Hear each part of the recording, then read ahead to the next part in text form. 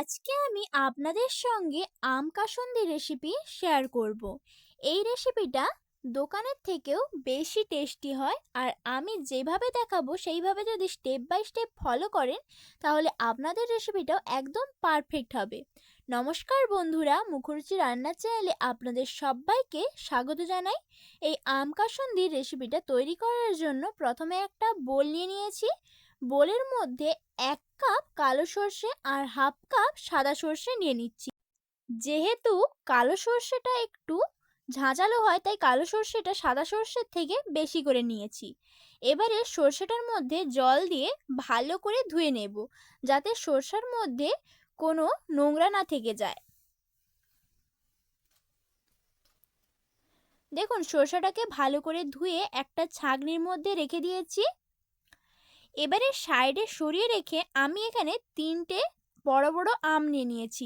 আপনারা আমের পরিমাণটা একটু বেশি করে নিয়ে নিতে পারেন। আমি এখানে 3টে আম নিয়ে নিয়েছি, কারণ আমগুলো একটু বেশি টক। আমার আমগুলো এখানে একটু নরম, তাই এইভাবে কেটে নিচ্ছি। আপনাদের আমগুলো যদি শক্ত হয় তাহলে আঁটিটা কাটার পরে বের করে নেবেন। দেখুন, আমি আমটাকে এইভাবে একটু ছোট ছোট করে কেটে নিচ্ছি, এতে পেস্ট করার সময় সুবিধা হবে। দেখুন, সবগুলো কেটে নিয়েছি। এবারে একটা মিক্সিং জার নিয়ে তার মধ্যে যে সর্ষেটাকে ধুয়ে রেখেছিলাম সেই সর্ষেগুলো সবগুলো দিয়ে দেব। তারপরে আমটাকেও এর মধ্যে দিয়ে দেব। সব আমগুলোকেই দিয়ে দিচ্ছি। আমগুলো দেওয়া হয়ে গেলে এর মধ্যে কিছুটা আদা কুচি দিয়ে দিচ্ছি, আর 2টো কাঁচা লঙ্কা দিয়ে দিচ্ছি। এবারে সবশেষে একটু জল দিয়ে ভালো করে পেস্ট করে নিতে হবে। এইভাবে যদি স্টেপ বাই স্টেপ ফলো করেন তাহলে আপনাদের রেসিপিটাও একদম পারফেক্ট হবে। দেখুন, পেস্টটাও তৈরি হয়ে গিয়েছে। পেস্টটা খুব বেশি মিহি করার দরকার নেই, আপনাদেরকে দেখিয়ে দিচ্ছি। এবার এটাকে সাইডে সরিয়ে রেখে একটা কড়া বসিয়ে তার মধ্যে 3 কাপ জল নিয়ে নিচ্ছি।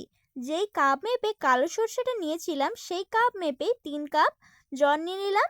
জলটা একটু গরম হয়ে গেলে এর মধ্যে সব মশলাগুলো দিয়ে দেব। মশলার মধ্যে 1 চামচ হলুদ, 1 চামচ লঙ্কা গুঁড়ি আর স্বাদ মতন নুন দিয়ে দিচ্ছি। তারপরে হাফ কাপ চিনি দিয়ে দিব। চিনির পরিমাণটা আপনারা একটু কমিয়েও নিতে পারেন, তবে বাড়াবেন না।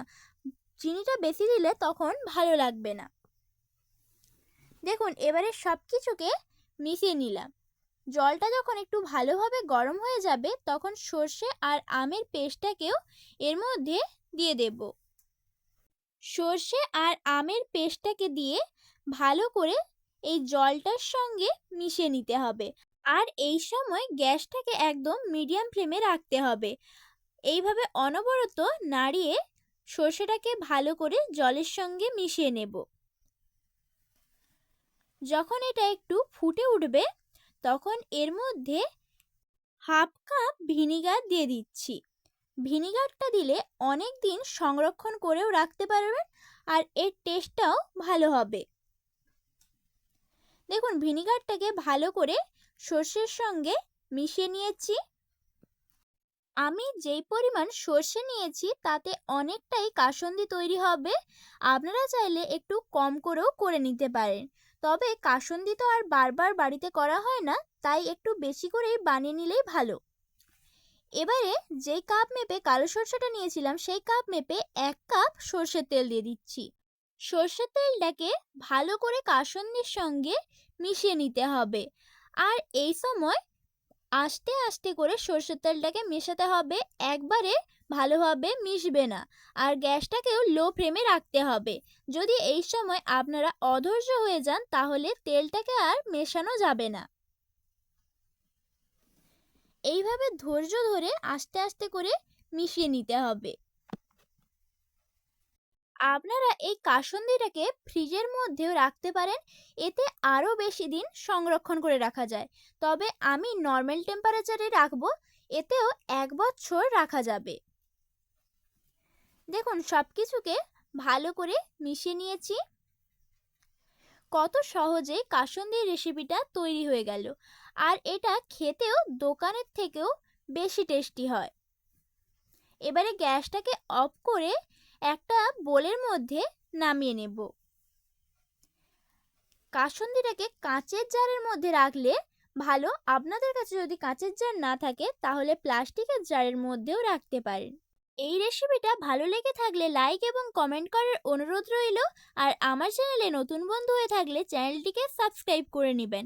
ধন্যবাদ পুরো রেসিপিটা শেষ পর্যন্ত দেখার জন্য।